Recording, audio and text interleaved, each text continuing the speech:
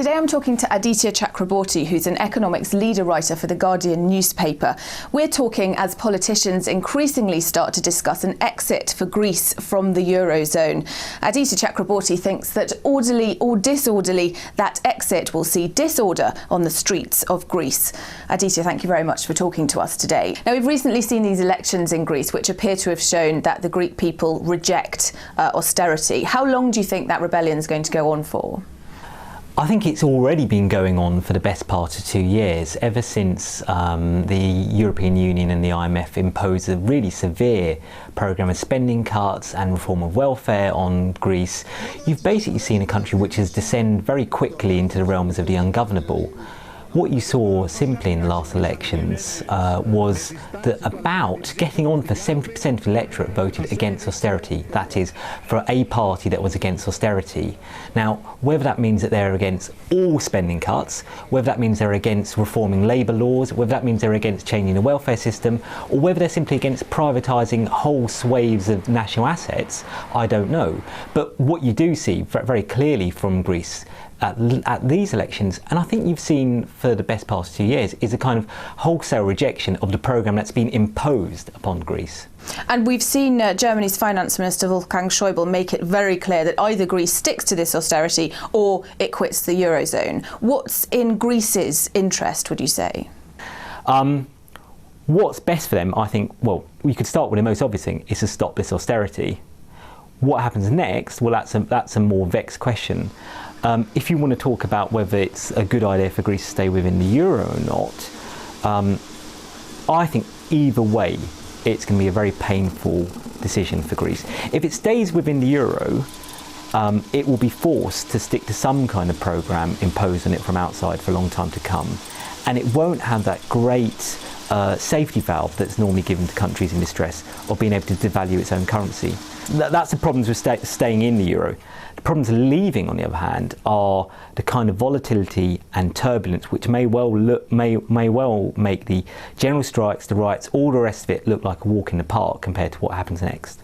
So that's from Greece's point of view, but what about the point of view of the rest of the Eurozone? German Chancellor Angela Merkel and new French President François Hollande both say that they want Greece to stay in the Eurozone. Is Greece essential for keeping the Eurozone together, really? It's not, but the big question that will come up as soon as any country walks out of the door is which others are going to follow after it. So Greece is a very small economy.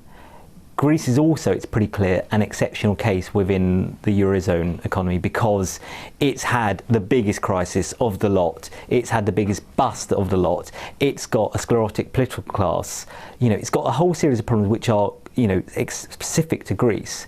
But if it goes, then what's to stop Portugal from going? So we're talking about sort of house of cards. And this has been the big question ever since it became clear that Southern Europe was in trouble.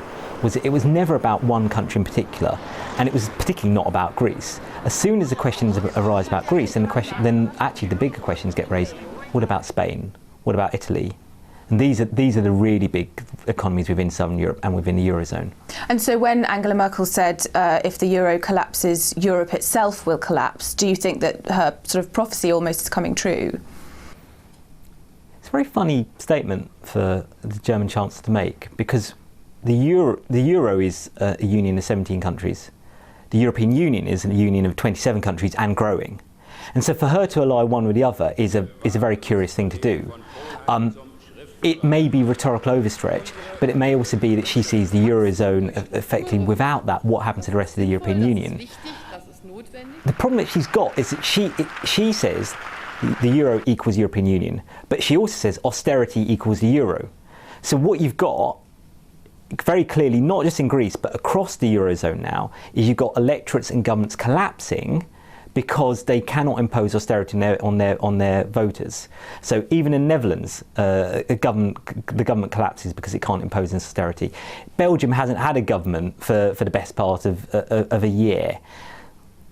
If the European Union equals austerity, and if the European Union equals the euro, and if the euro equals austerity, then voters don't want austerity. So what does that mean about the rest of the European Union? I think you've got to come up with a better story for what Europe is for than simply it's about the euro.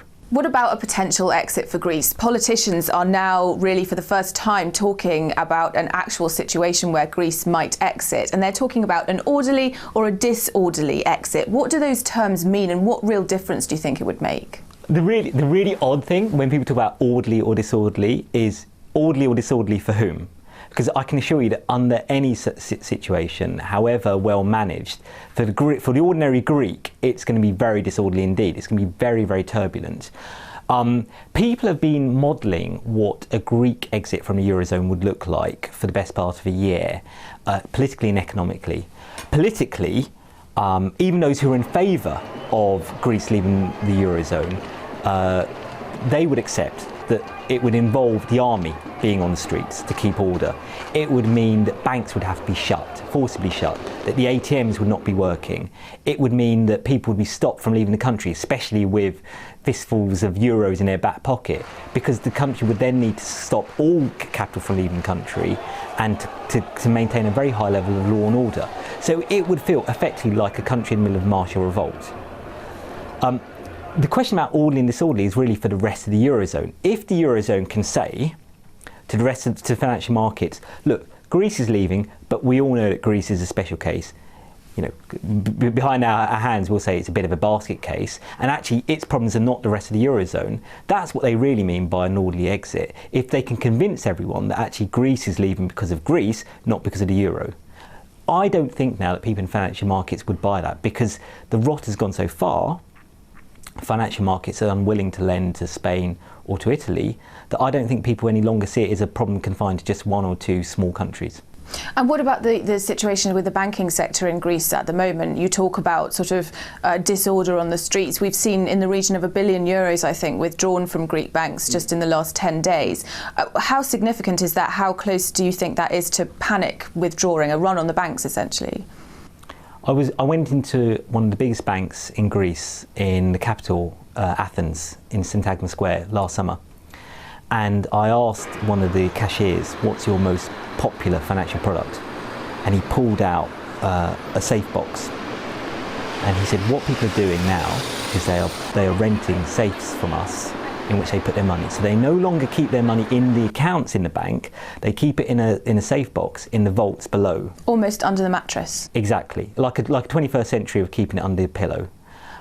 So actually a bank run has been, a very slow motion bank run has been evident in Greece for the best part of a year. What you've seen in the past 10 days is that sped up dramatically.